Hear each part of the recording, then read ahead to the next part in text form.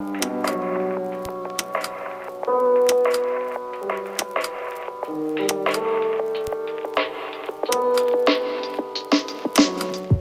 movie or series lit your fuse and made you have to tell stories on screen?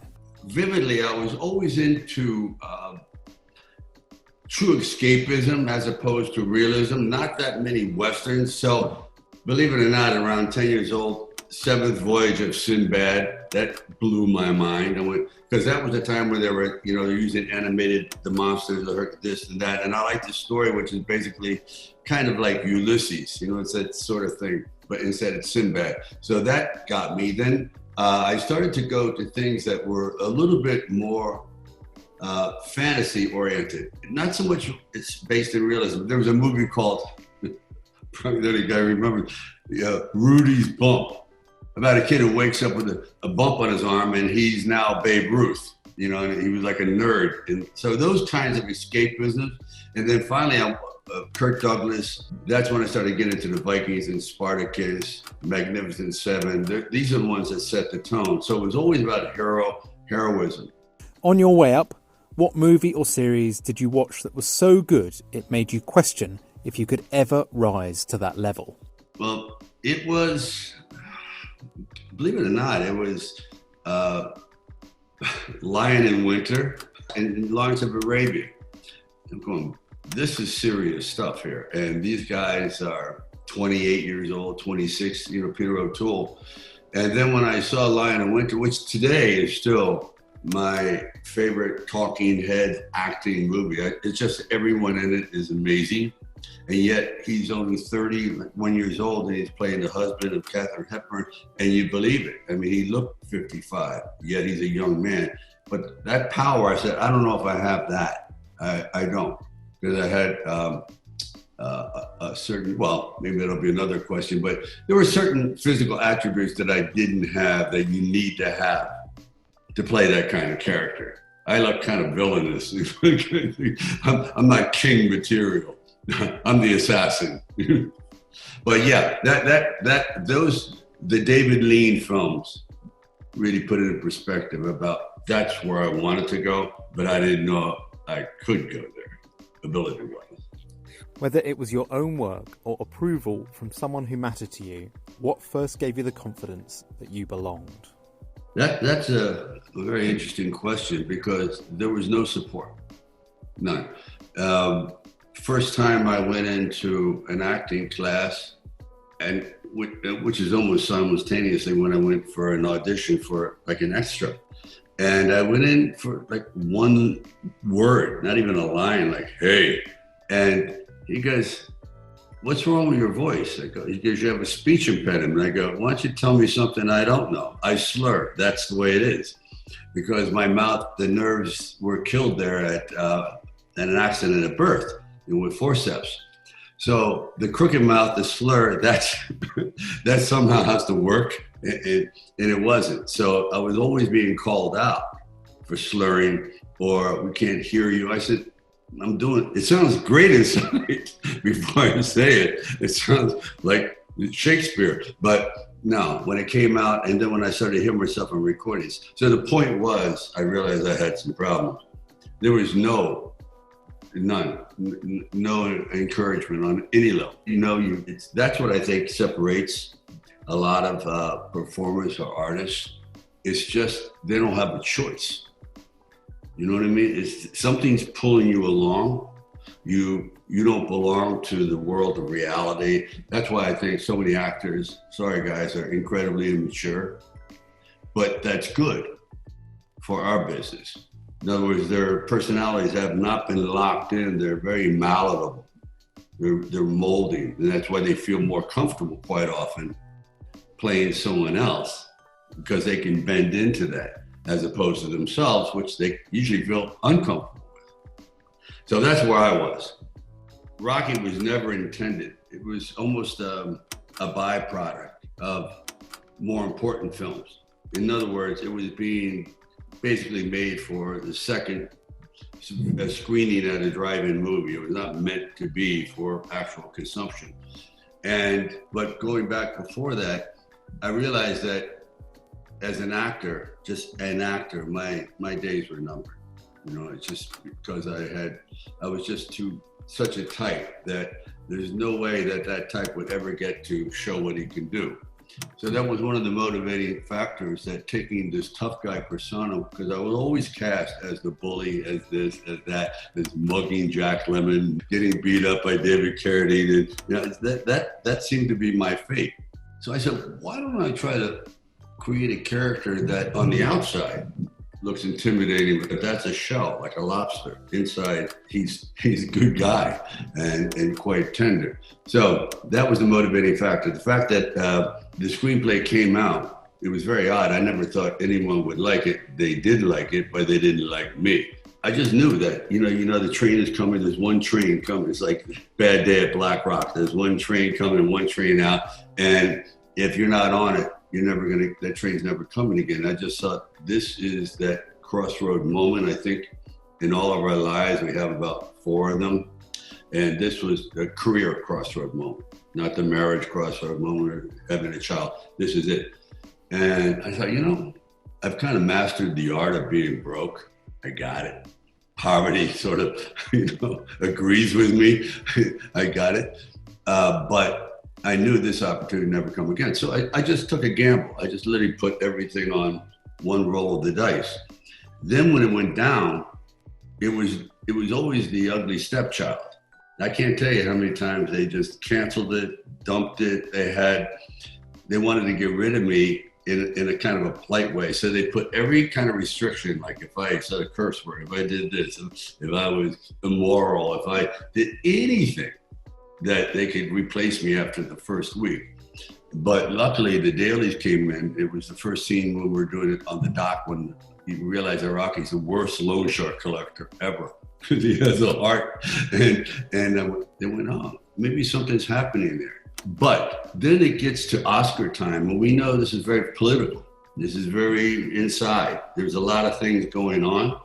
The last person at that time, because also Rocky was considered very patriotic, and every other film there was nihilistic. You know what I mean? Every other one I was going against, President's Men, this and that, Bound for Glory, was kind of like dark.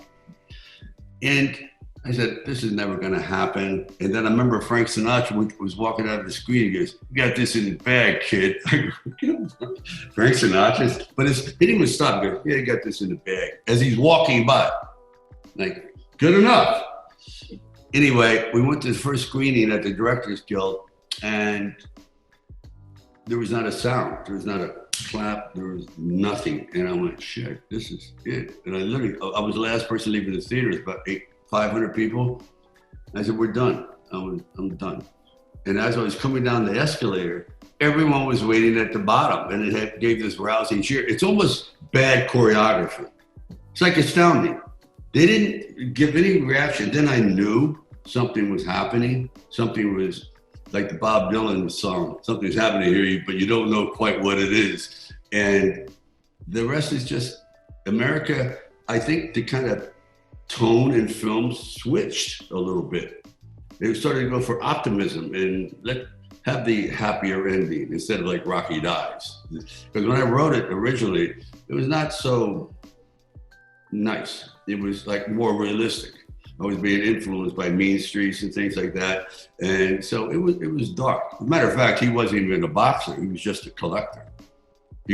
That came after. I said, maybe I should have him still in the fight game because visually.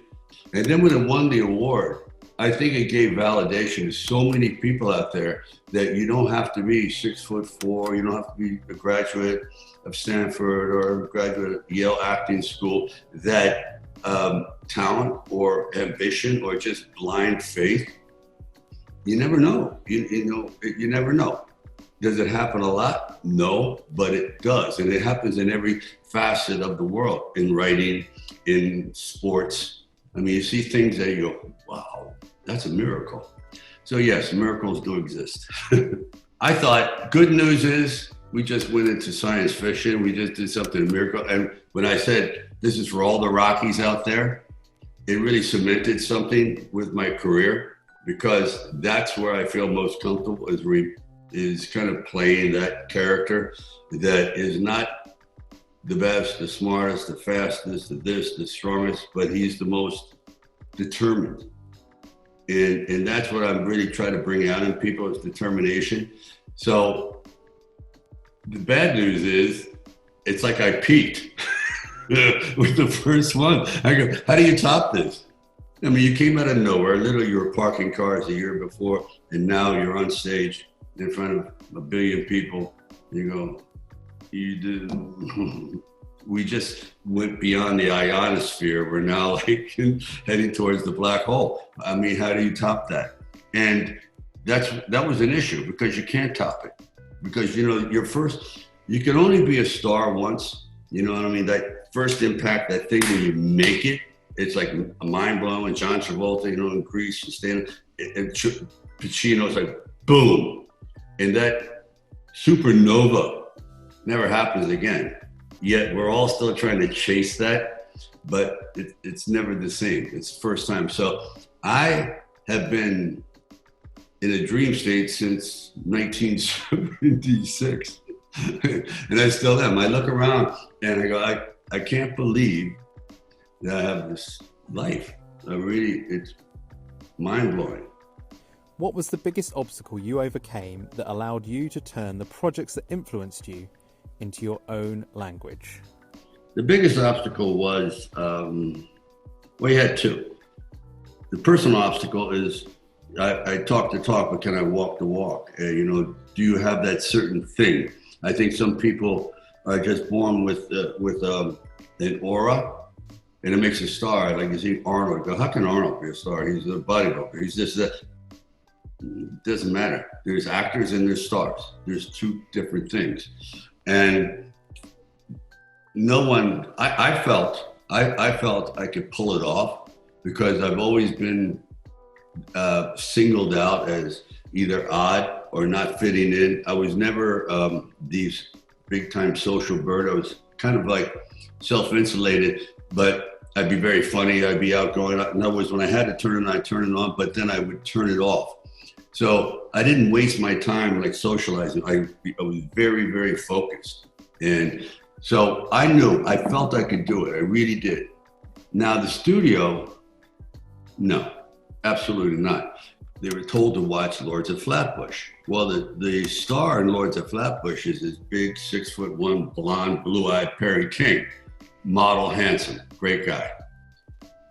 And he goes, well, he's the star of Lords of Flatbush. So they go and see Perry King. You go, okay, perfect. Thinking that's Sylvester Stallone. So I get a greenlit because of mistaken identity. Then when they realize, no, I'm the Goomba on the back, the thug with the crooked mouth, they went batshit. They went, oh my God. So it took the producers and a few other people to say, look, this is not, let's just go for it. And give a lot of credit to Mike Medavoy. Because he really ran the ship back there. He doesn't get the credit he deserves. He did. And you had to get through Mike, and Mike's feisty. He's smart, and this and that. And he would be like, I don't know if you got it. I said, Mike, the one thing about you got to learn to be a little bit more subtle, man. He goes, no, we care about our asses too. We're watching the studio. We don't give a shit. If you bomb, it's on us. So we got believe it or not, actually, I've never told this story. I said, look, I have confidence in this movie. This is studio. And he goes, I'll bet you your Mercedes, this movie makes $100 million. He goes, you're new to this game, right? If this movie does 2, we'll fire off rockets. We don't even think it's going to get released. I said, I guarantee you, if this movie makes $100 million, I want your Mercedes 450 anthracite gray with the wire wheels. And he goes, it's safe as bet. He goes, no one ever makes $100 million. Back then when the tickets were $1.60, when I crossed $100 million, which I didn't see, I was so naive, so stupid about the business. I thought, oh yeah, no, $100 million back then. I mean, if you did 7, hello. Anyway, he gave me the car. I've never said that. Mike Medavoy gave me his 450. What keeps you optimistic that the industry will rebound from this pandemic? And how have you been filling your time professionally? Well, I've been writing a lot. And actually, I finally just finished, here's a scoop, Poe, finally, after 51 years. And I don't know if it's any good, but it's done. And there's another one I wrote called Levon's Trade, which is done. And so I've been catch up with writing, because I'll tell you, Mike, writing is like having your spleen removed through your nose being pulled by a tractor. It is not fun at all. And the second thing is I just been thinking about the business, like you just mentioned. It's impossible that it fails. It'll probably come back bigger than ever. Because people, you don't know what you got till you lose it. See what I mean? Like in love. Oh my God. Wow. So there is an insatiable appetite by the public. They need it. They need entertainment. They always have. Now they realize how much they missed it, and they're going to be beating those theaters' doors now. And they're going to be, it may take a little bit, but it's going to be more fantastic than ever. I think every actor has got a wake-up call. Every writer, every producer going, shit, what if it never came back? We are so lucky to get this second chance. So everyone's going to up their game. Everyone's going to up their game, no question about it, because we faced oblivion. I mean, literally, we're like, oh my God, we're locked in our house, and you don't have any, even though, thank God for streaming, but still there's something like getting outdoors, seeing the billboards, the whole pageantry of it. It's just part of the creative process dating back to ancient Greece,